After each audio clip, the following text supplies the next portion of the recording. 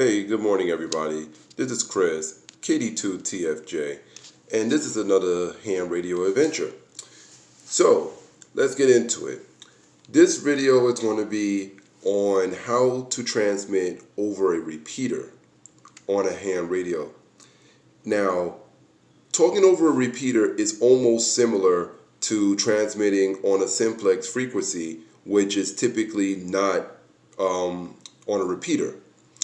Repeaters, of course, are, depending on where you are scattered around.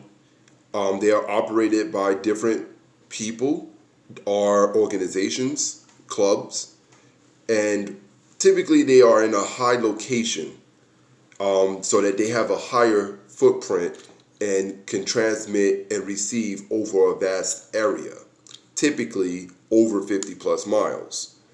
So, I'm out in Brooklyn, New York, in the Brownsville section, which is a little bit closer to Long Island, just about. We have Nassau County, which is not too far away from here. I'll say just about 10 miles or so from where I'm at right now, you'll be in Long Island. You'll be passing Queens and you'll be into Long Island. So there's a few repeaters out here. Now, I have noticed over the past week that most of the repeaters that I connect to are very dead, meaning there's not that many people monitoring it at the time. In some areas and some locations get a lot more activity over the repeaters because more people probably are on their radios talking. In more rural areas, there might be a lot more chatter or a lot more ham radio operators on and transmitting on repeaters. I've noticed that I heard a few hams on. I haven't been able to get any ham contact over a repeater as of yet. I have spoken to a few ham operators on the simplex, 2-meter simplex. And that's in your general area. You could, depending on what kind of system you have, you could probably get relatively about 5 or more miles, depending on your elevation, your and see, that's one of the repeaters in my area. I want to go over how you know you're connected to a repeater station or frequency. One thing is, you could always go, when you're programming a Baofeng radio using chirp, there is a program on, there's a link program to all the most recent repeaters in a certain area. So only thing you have to do is put in your area and it will show you all the repeaters, frequencies, call sign. Most repeaters have a call sign. Sometimes it's the person, or sometimes it's a club. And out here, I have 2 that I know that work.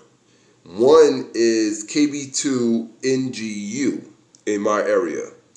I haven't made any contact with anybody on that frequency yet, and it's a repeater frequency. But one way that you know that you are on it is, one, if you get a Baofeng radio and you program it using chirp, if you understand how to use that, it does show repeater frequencies and the call sign of that repeater in your area.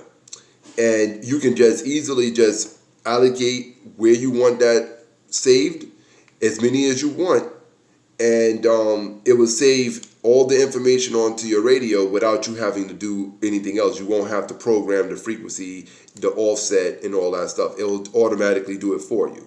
So it's automatically saved into your radio, and if you're in the area of that, if you can transmit and it can pick you up, if you're within 3 miles or so, you'll more than likely be able to connect to that repeater.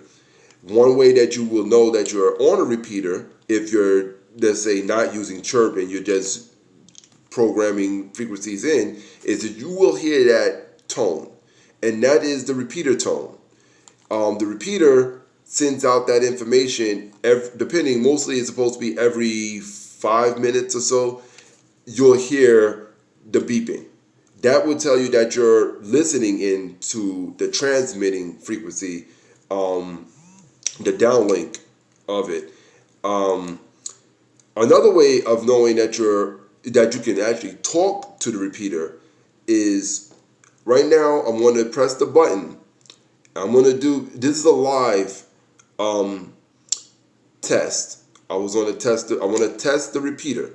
Being that I know that the repeater is typically not active with a lot of ham radio operators, I can press it and transmit to it. If I connect to it, you'll notice that the repeater takes your information in and sends it out. So when you press the transmit push to talk, I always do it this way. And this is for every ham radio operator out there. They already know this if they're already a ham operator or they understand repeaters. When you transmit over a repeater, the best way to transmit to it and know that you're connecting to it is you press and hold the push to talk for a few seconds. I count 2 to 3 seconds and let go. When you let go, if you connected to the repeater and it heard you, the repeater will send back information. For you, you won't hear much of anything, but it would still be transmitting back how long you virtually talked on the radio. So if you hold it for a few seconds and let go, it will keep on transmitting back that information. You won't hear yourself, but you would definitely see that the transmission is being sent out, and then you will hear the end of it. Some radio repeaters do have a Roger beep or end beep. Not all do. This one doesn't. So what I'll do is I'll demonstrate that. I want to press it. I'm transmitting. Red light. I'll let go. That's how you know you're on a repeater. Now I'm going to give you right now at my top frequency, at the top is a 2 meter.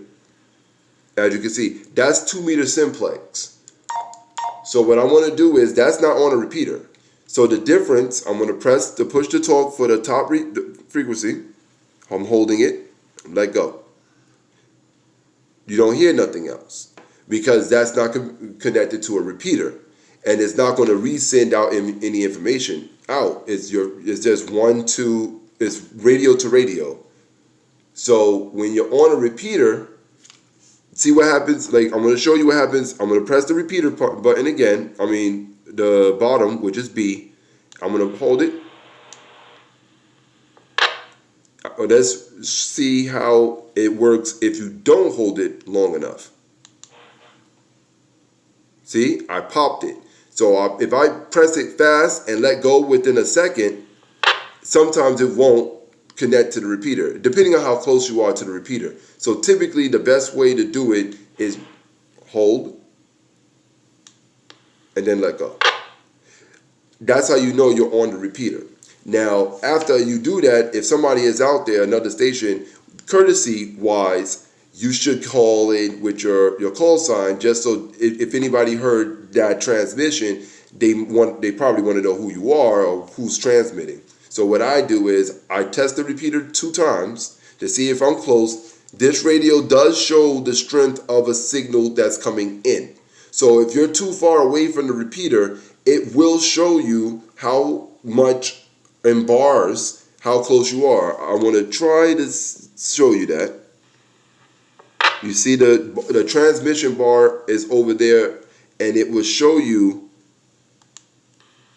how strong your signal is coming back.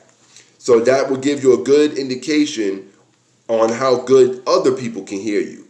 If you're far away from the repeater, the lower the transmitting power is and to the repeater, and the repeater is not going to be able to really do much other than rebroadcast what you sound like. It can't really clean up your transmission and then send it out.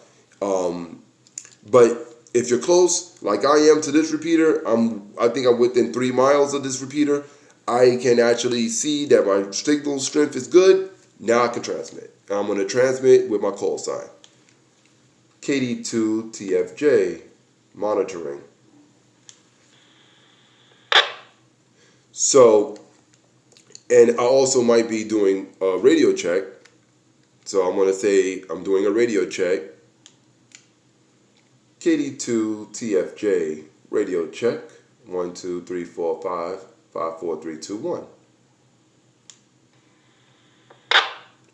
See, now, if there's another ham out there that hears me over that repeater, they might come back and tell me that I'm coming in good or bad, and they probably want to have a conversation with you. But because I know this repeater is typically quiet most of the time, if not all the time, I think I heard a few people talking on it before I was able to transmit. This is probably a few days prior to me getting my call sign. I did hear some chatter over the repeater, but I haven't since. And that does happen in certain times. You know, not everybody is transmitting now, especially in the city.